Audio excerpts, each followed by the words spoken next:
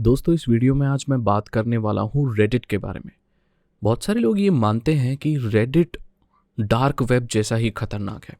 Reddit पर वो सारी चीज़ें मिलती हैं जो आपको डार्क वेब और डीप वेब पर मिलती हैं। डिस्टर्बिंग से डिस्टर्बिंग चीज़ें और ऐसी चीज़ें जो इंटरनेट पर होनी ही नहीं चाहिए। ऐसी मानसिकता वाले लोग जो शायद सोसाइटी का हिस्सा होने लायक ही नहीं है। आज मैं रेडिट की स्टोरी आपको बताने वाला हूँ। मैं बताने वाला हूँ कि कितनी अजीब चीज़ें वहाँ पर देखने को मिलती हैं और मैं बताऊंगा कि वेबसाइट कैसे इवॉल्व होकर आज वो बनी है जो आज ये है। सबसे पहले कुछ वियर्ड चीज़ों के बारे में बताता हूँ, ऐसी कम्युनिटीज़ के बारे में बताता हूँ इंटरनेट की जो आप विश्वास नहीं करोगे कि इस तरह के लोग इंटरनेट पर हैं। मिस्टर स्लीपी पीपल एक यूज़र नेम जिससे कुछ रैंडम वीडियो पोस्ट की गई यूट्यूब पर और रेडिट पर भी उन्हें शेयर किया गया। यहाँ पर कोई इंसान सोते हुई लड़कियों की वीडियो डाल रहा था। मतलब लड़कियां सो रही हैं, उनके फेस की वीडियो बनाकर उनके आंखों को खोलकर उनकी आंखों की पुतलियों को टच कर रहा था। उसके कोई कुछ होगा, उसको अलग तरह का कुछ, और उनके मुंह के साथ खिलवाड़ कर रहा है और कुछ नहीं कर रहा है। लड़कियां सो रही हैं, उनकी आंखों को ऐसे खोलता है, सोती हुई लड़कियों की आंखों को खोलता है और उनकी पुतलियों को टच करता है, लिप्स को, और ऐसे टच करना। ऐसे किसी के कंसेंट के बिना इस सब चीज़ करना गैरकानूनी होती है। अब ये पता नहीं था कि वो चीज़ उस लड़की के कंसेंट से हो रही है, जो भी लड़कियां हैं, या उनके कंसेंट से नहीं हो रही हैं। बाद में वो सीरीज ऑफ वीडियोस पोस्ट होने लगी और सरप्राइजिंगली वो चैनल बहुत ग्रो होने लगा और वो रेडिट जो सब रेडिट्स हैं वो भी बहुत ज़्यादा ग्रो होने लगे। ऐसे लोग आने लगे जो उन वीडियोस को पसंद करते थे। आप इमेजिन करो, किसी सोते हुए इंसान की आँख को खोलना ज़बरदस्ती, उन्हें टच करना, उन्हें उस आँख की पुतलियों को लिक करना। ये इस चीज़ का क्या मतलब बनता है और कौन ऐसा इंसान होगा जो ऐसी वीडियोस को देखना पसंद करेगा? इंटरनेट पर देखो, हर तरह के कंटेंट को कंज्यूम करने वाले लोग हैं। अब यूट्यूब पर देखो, लोग कॉमेडी देखते हैं, लोग स्टंट्स देखते हैं, शोज़ देखते हैं, हॉरर मूवीज़ देखते हैं, लेकिन इस तरह का कंटेंट कौन देखेगा? आप मानेंगे नहीं, वहाँ पर कमेंट सेक्शन में लोग ऐसे कंटेंट को ट्रेड भी कर रहे थे। मतलब कि वो ये बोल रहे थे कि मेरे पास ऐसी कुछ वीडियोस हैं, वो मैं आपको भेजता हूँ और आप मुझे भेजो, या पैसे के एवज में ऐसे वीडियोस शेयर कर रहे थे। मतलब ये सारी चीज़ें FBI और बहुत सारे अथॉरिटीज़ को पता चली, तो उसमें से जो चैनल हैं, कुछ और भी चैनल थे, उनको बंद कर दिया गया और कुछ ऐसे चैनल हैं जो अभी भी हैं। आप मानेंगे नहीं, वहाँ पर होमलेस लोग, जिन लोगों के पास घर नहीं होता अमेरिका में, वो सड़क के किनारे सोते हैं। कोई उनकी भी वीडियो बनाकर ले जा रहा है, सोते हुए लोगों की, और रैंडमली ऐसे उठा उठा कर उनको पोस्ट कर रहा है। उसकी ऑडियंस बढ़ रही है, 1 लाख सब्सक्राइबर हो रहे हैं उसके। कमेंट में लोग लिख रहे हैं कि मोर मोर, ये इसकी टांगे कितनी अच्छी हैं, उसका टैटू कितना। किसी सोते हुए इंसान की, मेंस की टांगे, उसका सोता हुआ फेस कोई क्यों देखेगा? ये बहुत बहुत बहुत वियर्ड चीज़ें हैं। इस तरह के सबरेडिट्स मिलते हैं। बेसिकली सबरेडिट क्या होता है कि कोई भी टॉपिक होता है, उसके अंदर जो सब हेडिंग्स वगैरह होती हैं, वहाँ पर उसी चीज़ से रिलेटेड कंटेंट पोस्ट किया जाता है। ये सब चीज़ मिली। एक मैंने खुद भी पर्सनली रेडिट पर एक सबरेडिट देखा था काफ़ी वक्त पहले, जहाँ पर जो लोग मरने वाले थे, लिटरली जो लोग, माफ़ करना, कहना नहीं चाहिए ऐसा, मृत्युशैया पे थे, मतलब उनका पता है कि मर जाएंगे, वो किसी ऐसी बीमारी से ग्रसित थे कि डॉक्टर ने जवाब दे दिया था और डॉक्टर ने कह दिया था कि भाई अब तुम ज़्यादा नहीं बचोगे। ऐसी बीमारियां आज भी होती हैं जिसका मेडिकल साइंस कोई इलाज नहीं कर सकता। कैंसर, ट्यूमर्स, बहुत सारी ऐसी बीमारियां हैं। वहाँ पर उन लोगों का एक सबरेडिट बना हुआ था जहाँ पर एक क्वेश्चन पूछा गया था, आस्क रेडिटर, कि सपोज ये कुछ दिन जीने वाले हो आप, कुछ महीने जीने वाले हो, तो आपका क्या एक्सपीरियंस है, आप कैसे जीना चाहोगे? तो बहुत सारे लोगों ने वहाँ लिखा कि मैं जानता हूँ मेरे पूरे स्पाइनल कॉर्ड में ट्यूमर्स है और आगे आने वाले शायद 3-4 दिनों में मैं खड़ा भी नहीं हो पाऊंगा और इसी चेयर पर बैठे बैठे मैं दम तोड़ दूंगा। बहुत सारे लोग ऐसे बोल रहे थे कि काश मैं नवंबर तक जिंदा रहूं, मैं क्रिसमस देख पाऊं इस साल का। इस तरह की लास्ट वर्ड्स लोगों के, और लोगों को पता है कि मुझे लगता है कि मैं अपनी फैमिली के लिए बोझ बन चुका हूँ, मैं इस तरह की ज़िंदगी नहीं जीना चाहता था। बहुत यंग कोई था वो, 18-19 साल का बच्चा। जब मैंने ये सारे पोस्ट पढ़े, बहुत सारे थे, मतलब बहुत अजीब डिस्टर्बिंग था। हालांकि रियलिटी है, देखो ऐसे बहुत सारे हमारे परिवारों में भी मृत्युएं होती हैं जो बहुत समय से पहले चले जाते हैं लोग।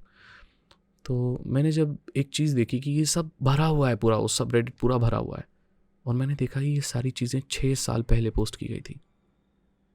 इसका मतलब है जितने भी लोगों ने वहाँ पर वो चीज़ें पोस्ट की थी, शायद उनमें से कोई भी ज़िंदा नहीं होगा अभी, सब जा चुके होंगे। और ये बहुत मुझे थोड़ा सा हिला गया, एकदम मुझे झंझोर गया वो चीज़, झंझोर गई मुझे। बहुत सारे हज़ारों लोगों ने, कितने लोगों ने वहाँ पर पोस्ट किया हुआ था इस तरह की चीज़ें। रेडिट पहले मैं आपको बताऊं तो इंटरनेट का फ्रंट पेज बोला जाता था। 3 दोस्तों ने मिलकर इसको बनाया था मीम पोस्ट करने के लिए, फ्रीडम ऑफ स्पीच के लिए, कुछ भी आप पोस्ट कर पाओ। क्योंकि मीम कल्चर 2005-2004 में बढ़ ही रहा था। ये वो वक्त था जब यूट्यूब शुरू हुआ था, ये वो वक्त था जब फेसबुक आए हुए शायद 1 साल ही हुआ था। बहुत नए नए लोग आए थे और इंटरनेट इवॉल्व हो रहा था। हर किसी के घर में इंटरनेट होता भी नहीं था 2004-2005 में। मोबाइल फ़ोनों में भी ठीक से इंटरनेट चलता नहीं था। उस दौर पर रेडिट की शुरुआत हुई थी। रेडिट की शुरुआत हुई और स्टार्टिंग में वहाँ कोई लोग ही नहीं थे, क्योंकि उस वक्त पे जो फॉरम्स वगैरह होते, लोगों के जो 2 गिने चुने फॉरम्स होते थे उस पर लोग जाते थे। रेडिट का कुछ नहीं था। तो ये जो रेडिट के बनाने वाले लोग हैं, जो उसके को फाउंडर हैं 3, उसमें से 2 ने क्या किया, खुद से ही उसमें रैंडम लिंक्स और पोस्ट चीज़ें करना शुरू किया ताकि लोग ज़्यादा से ज़्यादा आएँ, मीम्स वगैरह पोस्ट करने लगे। ऐसा होता है ना, हम कोई जब नई वेबसाइट बनाते हैं तो वहाँ पर कंटेंट नहीं होता, तो लोग खाली पेज देखने तो नहीं आते हैं ना। तो स्टार्टिंग में उन्होंने कंटेंट भरना शुरू किया। वो साइट बहुत हिट हो गई क्योंकि वहाँ पर आप कुछ भी पोस्ट कर सकते थे, वहाँ पर आप कोई भी इमेज शेयर कर सकते थे। इवन बड़े बड़े जो CEO हैं लाइक मार्क ज़करबर्ग, इनके मीम्स वगैरह बना सकते हैं, फ़न कर सकते हैं। तो धीरे धीरे वहाँ पर लोग आने शुरू हुए। वहाँ पर एक और मेंबर जुड़ गया उनके को फाउंडर की लिस्ट में, मिस्टर स्वॉर्ट्स। जो मिस्टर स्वॉर्ट्स थे वो इन्फोगामी नाम की एक वेबसाइट बना चुके थे 13 साल की उम्र में। एलेक्सिस थे और वो बहुत सारे 3 लोग थे, तो वो एक और तीसरा भी ज्वाइन हो गया। उसको थोड़ा सा एक्सपीरियंस था ऐसी वेबसाइट बनाने का जिसमें ऐसी चीज़ें शेयर की जा सके, इन्फॉर्मेशन वगैरह शेयर की जा सके। वो साइट हिट हो गई। 2009 में वो साइट के जो भी लोग थे वो सब अलग अलग हो गए, अपनी अपनी लाइफ जीने लगे, और वो साइट बेच दी गई किसी और को, किसी और कंपनी के हवाले कर दी गई। CEO चेंज हो गया, सब कुछ उस साइट का बदल गया। लेकिन एक चीज़ बहुत अजीब हो गई। अब ये जो वेबसाइट थी रेडिट 2009 के बाद, वो फ्री स्पीच के लिए नहीं जाने वाली थी। ये मॉडरेटर्स, पावर हंग्री मॉडरेटर्स के नाम से जाने लगी। ये पावर हंग्री मॉडरेटर्स क्या होते हैं? देखो रेडिट पे क्या होता है कि आप पहले कुछ भी कंटेंट पोस्ट कर सकते थे, बाद में मॉडरेटर्स का रोल आया। ये कुछ वो लोग होते थे जो पैसे के लिए काम नहीं करते थे, सरप्राइजिंगली। मतलब उनको कोई वो एम्प्लॉय नहीं थे रेडिट के, बट वो क्या करते थे कि रेडिट पर जो भी कोई ऐसी चीज़ है जो शायद अच्छी नहीं है, समाज में नहीं होनी चाहिए, may be adult content, may be गलत तरीके की स्टेटमेंट्स वगैरह, चीज़ें जो नहीं होनी चाहिए सरफेस वेब पर ऑब्वियस रीजंस की वजह से, उनको हटा देते थे। ये चीज़ बहुत पावर देती थी उन्हें, क्योंकि जिस वेबसाइट पर बिलियंस लोग आ रहे हैं और बिलियंस ऑफ पेजेस की इंफॉर्मेशन है, वहाँ पर किसी के पास ये पावर होना कि वो किसी कंटेंट को मॉडरेट करके उसे डिलीट कर सकता है, ये किसी भी इंसान को बहुत पावरफुल बना देता है। बहुत अच्छी पावर आ गई उनके पास। लेकिन वो कोई पैसे नहीं कमा रहे थे, तो कोई भी एक नॉर्मल इंसान जो जॉब करता है, उसके पास इतना वक्त कैसे आता है कि वो पूरे दिन भर रेडिट के कंटेंट को मॉडरेट करता है? बात में ये चीज़ हुई कि ये जो मॉडरेटर्स हैं, इनकी फंडिंग हो रही है, इनको बड़ी बड़ी कंपनियां पैसा दे रही हैं ताकि वो उनकी कंपनियों को प्रमोट करें। और इस चीज़ को जो भी कॉरपोरेट वर्ल्ड के लोग हैं या रेडिट के एम्प्लॉयज़ हैं, बड़े बड़े CEO वगैरह हैं, वो इस चीज़ को इग्नोर कर रहे हैं, क्योंकि वो ये जानते हैं कि मॉडरेटर इस तरह से पैसा कमा रहे हैं। वो पैसा कमाते थे, उनको कमाने दिया जाता था, और वो एक रेडिट को अच्छी प्लेस बना रहे थे क्योंकि वो हटा रहे थे। धीरे धीरे इन मॉडरेटर्स में पावर का नशा इतना बढ़ गया कि कोई जो उनकी अगेंस्ट भी बोलता था या कोई अच्छी चीज़ पर भी कोई क्रिटिसिज्म करता था, ये उसको भी हटा देते थे, उसको रहने ही नहीं देते थे। वो कोई भी किसी चीज़ के बारे में बोले तो हटा देते थे। एक और कहानी है इसकी। इसको रेडिट को बनाने में जो मैंने मिस्टर स्वॉर्ट्स के बारे में बात की, जो लास्ट में आए थे इन्फोगामी जिन्होंने बनाया था, उन्होंने कुछ डेटा डाउनलोड कर लिया था रेडिट से। जब ये एक फ्री स्पीच की वेबसाइट हुआ करती थी जहाँ पर कुछ भी पोस्ट कर सकते थे, ये अगेंस्ट था एक यूनिवर्सिटी और उनके लोगों और उनके प्रोफेसर से, जो कुछ फंडिंग वगैरह ले रहे थे किसी गलत प्रोपेगेंडा को फैलाने के लिए। बाद में इसके ऊपर केस वगैरह चला और मिस्टर स्वॉर्ट्स को 50 साल की जेल हुई, क्योंकि उन्होंने कोई इन्फॉर्मेशन वगैरह लीक की थी सरकार की या किसी की भी। मिस्टर स्वॉर्ट्स की डेथ हो गई बाद में, मुझे रीज़न पता नहीं है कैसे, बट उनकी डेथ हो गई। बाद में 2 लोग रह गए, ये भी अपने अपने रास्ते चले गए और नए मालिक, नए आका आ गए रेडिट के। और यहाँ से रेडिट का एक और काला दरवाज़ा खुला, जिसके बारे में मैं आपको बताऊंगा। 2019 में $150 मिलियन की इन्वेस्टमेंट टेंसेंट ने की रेडिट में। अब रेडिट के मॉडरेटर्स कोई भी ऐसा कंटेंट रेडिट पर नहीं रहने देते थे जो चाइना के अगेंस्ट होता था। आपको मालूम है टेंसेंट का जो सीईओ है उसको उसके कुछ दिनों बाद ही नेशनल कांग्रेस में चाइना की सरकार में सीट मिल गई थी। So that means Tencent Chinese सरकार के साथ मिलकर काम कर रही थी। और आपको मालूम होगा Snapchat, Discord, Activision, Epic Games, Reddit, इन सारे ही सर्विसेज में टेंसेंट की इन्वेस्टमेंट है। इसका मतलब है कि कुछ हिस्सा जो पैसा लगाया हुआ है वो टेंसेंट ने लगाया हुआ है। रेडिट की भी फंडिंग टेंसेंट करता है। सो रेडिट को दिखा ये पैसे कमाने का बहुत अच्छा जरिया। जो उसके नए बॉस आए थे, रेडिट के नए लोग आए थे, क्योंकि पुराने बनाने वाले लोग जो थे, जो फ्री स्पीच के लिए बनाया था जिस प्लेटफॉर्म को, वो जा चुके थे। नए लोग आए थे, उनको सिर्फ पैसा कमाना था, उनको पावर का नशा था, उनको पैसा चाहिए था। तो उन्होंने चाइनीज़ लोगों से, टेंसेंट कंपनी से इन्वेस्टमेंट ले ली।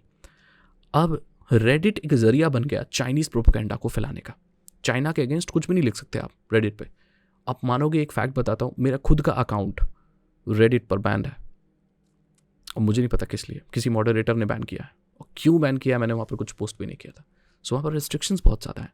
जो उन मॉडरेटर का मन होता है वो अलाउ करते हैं, जो उनका मन नहीं होता है वो अलाउ नहीं करते। सो $150 मिलियन की इन्वेस्टमेंट टेंसेंट की हुई और उसके बाद बहुत चीज़ें बदल गई। एक डच हैकर है जिसका नाम विक्टर है, उसने ये एक्सपोज किया था 2019 के आसपास कि टेंसेंट अपनी सारी सर्विसेज का data directly Chinese police stations को भेज रहा है। तो इसका मतलब है कि कोई भी इंसान किसी भी देश में बैठा है और टेंसेंट की कोई भी ऐप इस्तेमाल कर रहा है या कोई भी वेबसाइट इस्तेमाल कर रहा है, उसका डेटा चाइनीज़ सरकार के पास और इवेंचुअली चाइनीज़ पुलिस स्टेशन या इंटेलिजेंस के पास जा रहा है। और यही वजह है कि भारत में जो चाइनीज़ गेम्स हैं जैसे पबजी या जिसकी भी जो भी लिंक जिसका टेंसेंट से जुड़ा होता है वो भारत में बैन हो जाता है। सरकारें बहुत सारी चीज़ें और इंटेलिजेंस जो है हमारे देश का, वो बहुत सारी चीज़ें जानता है, लेकिन उसको क्लियरली हमारे जो नागरिक हैं उनको नहीं बताता है और वो चीज़ों को बैन कर देता है। जो सरफेस लेवल पर जो लोग टेक यूट्यूबर्स हैं उन लोगों को ये ख़राब चीज़ें लगती हैं। जो गेमर्स हैं उनको इन डेप्थ चीज़ें ही नहीं पता कि अंदर हो क्या रहा है, इसीलिए वो क्रिटिसिज्म करते हैं कि सरकार कुछ भी बैन कर देती है। लेकिन सरकार का कोई चीज़ बैन करने का एक बहुत बड़ा एक पीछे का एक वजह होती है, ठोस वजह होती है, और वो वजह नॉर्मली लोग डिस्कस नहीं करते। मैंने आपको बताया क्या है।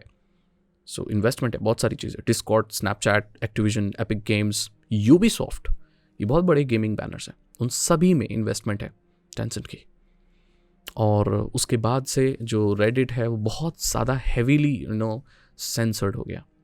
और ये सेंसरशिप करके क्या हुआ, रेडिट को चाइनीज़ इन्वेस्टमेंट और ज़्यादा मिली। चाइना का बहुत पैसा है रेडिट में, और रेडिट इसीलिए चाइना के अगेंस्ट कुछ पोस्ट नहीं करना चाहता। वो चाइना को एक बहुत अच्छी कंट्री, फ्री स्पीच वाली और अच्छी चीज़ों में दिखाता है। और ये सिर्फ रेडिट नहीं है जो अकेले कर रहा है, इस दुनिया में ऐसी बहुत सारी सोशल मीडिया वेबसाइट्स हैं जिनकी कम्युनिटी गाइडलाइंस है, और वो कम्युनिटी गाइडलाइंस उसी की चीज़ के तहत बनाई गई है, जिससे आप किसी कंट्री के बारे में, किसी गवर्नमेंट के बारे में या किसी भी के भी बारे में क्रिटिसिज्म नहीं करते, प्रॉपरली कर नहीं सकते, एक लिमिट तक ही बोल सकते हैं आप।